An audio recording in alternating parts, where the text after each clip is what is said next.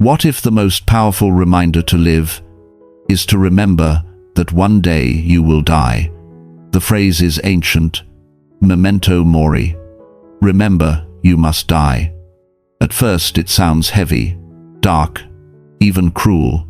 Why carry such a thought each day? Because forgetting death is the surest way to waste life. We rush through days as if they are endless. We chase more money, more status, more recognition. We speak harshly to those we love as if there will always be another chance. We put off our dreams convinced tomorrow will wait for us. But tomorrow is never promised. Marcus Aurelius reminded himself each morning, "You could leave life right now. Let that determine what you do, say, and think." The Stoics did not reflect on death to sink into despair. They reflected to awaken, to strip away illusion, to see what truly matters. When you carry Memento Mori, life sharpens.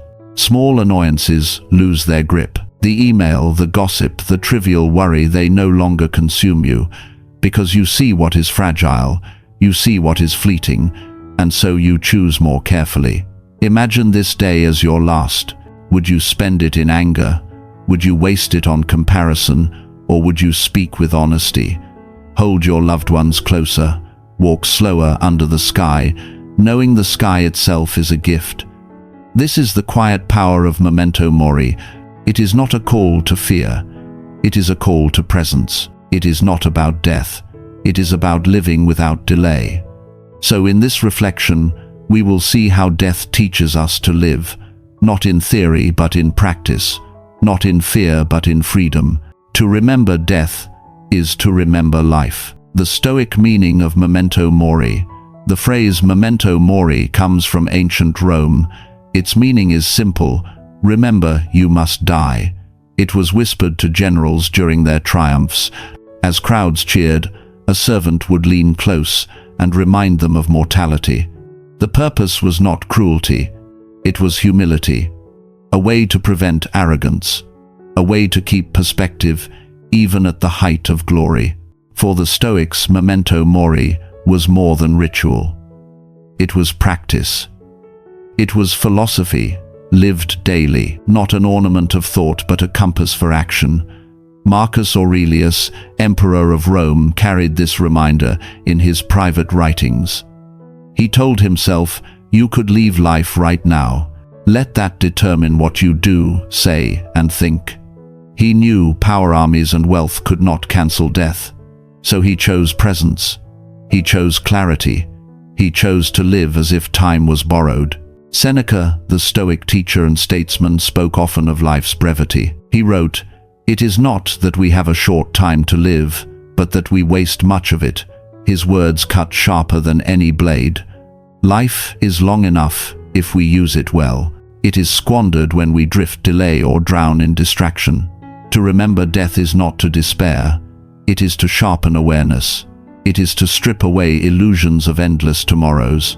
When we forget mortality, we live carelessly. We postpone what matters. We argue over what is trivial.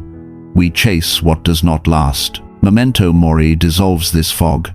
It forces a question: if life is finite, how will you spend it? What deserves your hours? What deserves your heart? The Stoics did not reflect on death with fear. They reflected with freedom. For them, remembering mortality was the antidote to procrastination. It was the cure for vanity. It was the path to courage. Think of the man who avoids risk, waiting for a perfect time. Memento Mori whispers, the perfect time may never come. Act now. Think of the woman who hoards resentment, convinced she has years left to forgive. Memento Mori says, forgiveness cannot wait. Choose peace now. This reminder is not about death. It is about life. To recall that we must die is to be released from delay, to be freed from the illusion of permanence, to see every morning, every moment as a gift. The Stoics carried Memento Mori not in fear of losing life, but in reverence for living it well. Why modern life forgets death? Modern culture hides death. We do not speak of it openly. We move it behind hospital walls, behind closed doors. We wrap it in silence and technology. Machines extend breath. Screens distract the mind. We live as though endings have been postponed. In Rome, people walked past graves daily. They saw death carved in stone. They touched it in ritual, in war, in plague. Today we rarely see it. We bury the thought along with the body. This forgetting feels safe. It comforts us, but it also blinds us. When death is invisible, we drift. We assume time will stretch. We assume tomorrow is guaranteed. In America, life moves at speed. Careers demand long hours. Ambition calls for more money, more recognition, more achievement. People fill calendars, chase titles, compare houses and salaries. We measure success in numbers, not in moments. In the rush, mortality is ignored, and yet every hour slips away. Socrates warned, "Beware the barrenness of a busy life." Activity is not meaning. Noise is not purpose. You can fill a day and still be empty. You can chase endlessly and still never arrive. When we forget death, we waste life. We waste it in arguments that do not matter. We waste it in envy that burns but never satisfies. We waste it in distraction, staring at screens while hours bleed away unseen. Death, when remembered, clears the fog. It reminds us that time is not infinite, that each day is one less, not one more. That presence is precious because it will not last. To forget this truth is to live shallowly. To remember it is to live deeply. The Stoics did not hide from death. They invited the thought into each day, not to crush their spirit, to direct it, to sharpen the value of every act, every word, every choice. Modern life resists this practice. It prefers the illusion of permanence. It whispers, "Not now, later, tomorrow." But tomorrow is not promised. The only time given is this one. The only certainty is that it will end. To face that truth is not bleak. It is liberating. It cuts away what is trivial. It exposes what is essential. Memento Mori is the antidote to modern amnesia. It breaks the trance of busyness. It brings us back to reality. Life is short. Time is scarce. What will you do with what remains? How remembering death teaches you to live. To remember death is to remember life. This is the paradox of Memento Mori. By looking at the end, we learn how to begin. By holding mortality in mind, we sharpen vitality. The Stoics used this reminder not to darken their days but to brighten them. They asked, "If life is fragile, how should I live?" The answers came in 4 clear ways. First, remembering death clarifies priorities. Most people live as if time is endless. They argue over small slights. They chase possessions that gather dust. They sacrifice their health for titles. Yet, when the end is remembered, the noise fades. Suddenly the question sharpens, what is truly worth my hours? What deserves my effort? Marcus Aurelius wrote, "You could leave life right now. Let that determine what you do, say, and think." Death as a guide clears the path. You stop pouring energy into what will not matter. You invest in what will remain meaningful even when you are gone. Character, kindness, wisdom. Second, remembering death fuels courage. Fear shrinks when we face what is inevitable. Most fear is rooted in loss. Loss of status, loss of comfort, loss of control. But the greatest loss, life itself, is certain. Once this is accepted, lesser fears dissolve. Seneca reminded us, "He who has learned how to die has unlearned how to be a slave." If death cannot be avoided, why tremble before the opinions of others? Why freeze before risk? Why waste courage in hesitation? The Stoic sees mortality and chooses boldness. He acts not because he is reckless, but because he knows time is short. Third, remembering death deepens gratitude. When you know each day could be the last, every ordinary moment becomes precious. The morning sun is no longer routine. The laughter of a child is no longer background noise. Even the breath you take is no longer assumed. Seneca wrote, "Let us prepare our minds as if we'd come to the very end of life. Let us postpone nothing." To remember death is to see that nothing is owed to us. Everything is given. Each second is a gift we hold only for a moment. Gratitude flows naturally when we realize how fragile the present is. Fourth, remembering death strengthens relationships. We often treat those we love carelessly. We assume there will be another chance to call, to forgive, to show up. Yet when you carry Memento Mori, you see clearly there may not be another chance. The time to love is now.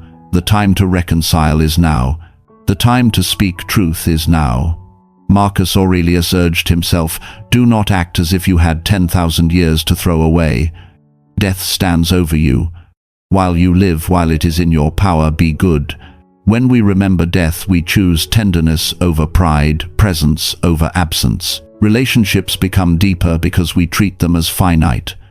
These 4 lessons, clarity, courage, gratitude, and love, are the gifts of Memento Mori.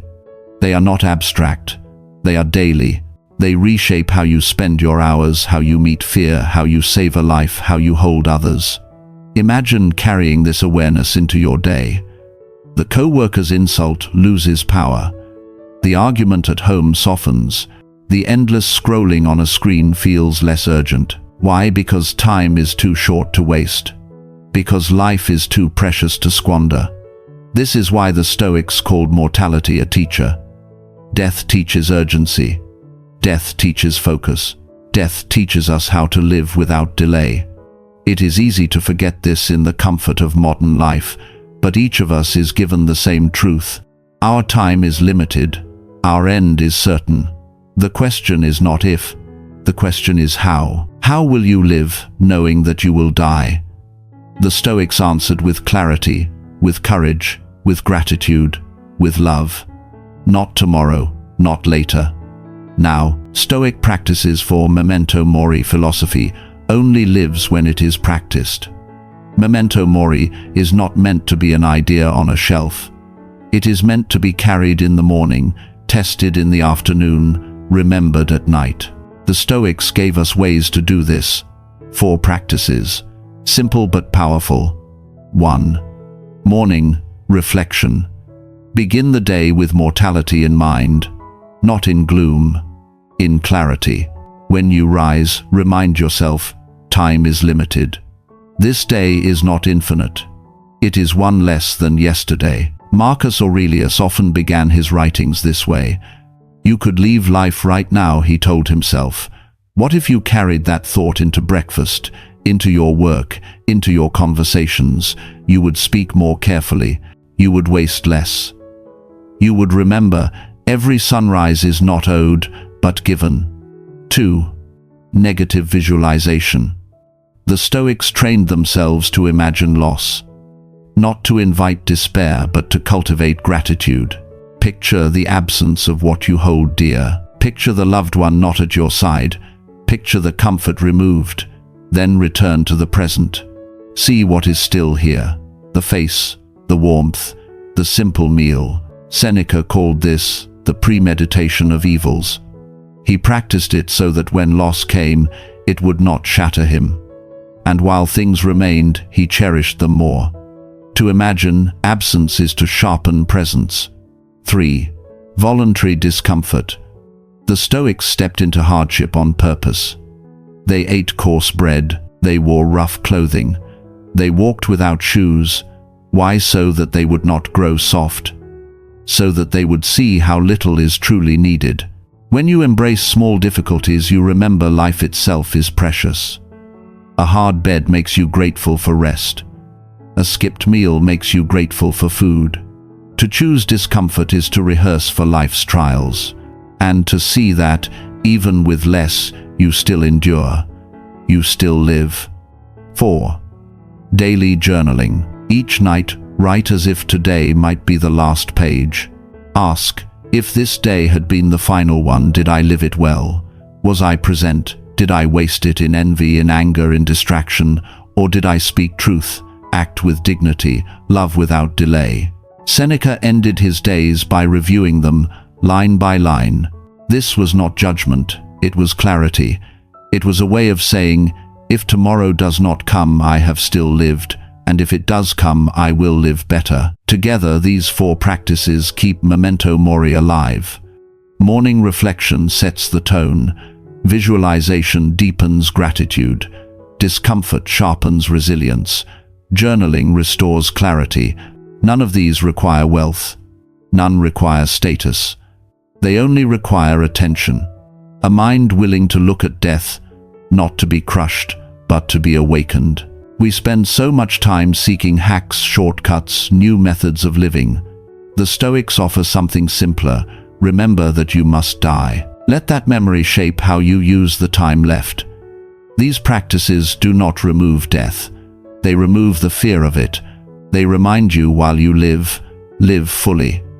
Do not wait for tomorrow. Do not postpone meaning. Carry Memento Mori into each breath and discover life in its sharpest light. Memento Mori is not a summons to death. It is a summons to life. It reminds us that every breath is borrowed, every moment is fragile, every day is one less than yesterday. And so, each day is also a chance to live as if it mattered. The Stoics carried this truth quietly, not to burden themselves but to free themselves. They looked at death and found clarity. They looked at time and found urgency. They looked at life and chose presence. Seneca warned against wasting what is short. Marcus Aurelius reminded himself that he could leave life at any moment. Epictetus taught that freedom begins when we accept what cannot be changed. All of them pointed to the same lesson: to remember death is to awaken to life. This is not morbid. It is liberating. It strips away distraction. It lifts away delay. It shows us what is essential and what is not. So, in this week, test this truth for yourself. Write down one thing you would change if you knew you had only 1 year left. Would you forgive? Would you begin the work you have delayed? Would you love more openly? Would you waste less time on noise? Then do not wait. Act on it now. Because time is not endless. Because the only day given is today. The Stoics did not remember death to despair. They remembered to live without chains. They remembered to value what was theirs. They remembered to let go of what was not. The final truth is simple. The Stoic remembers death not to fear it, but to be free enough to live.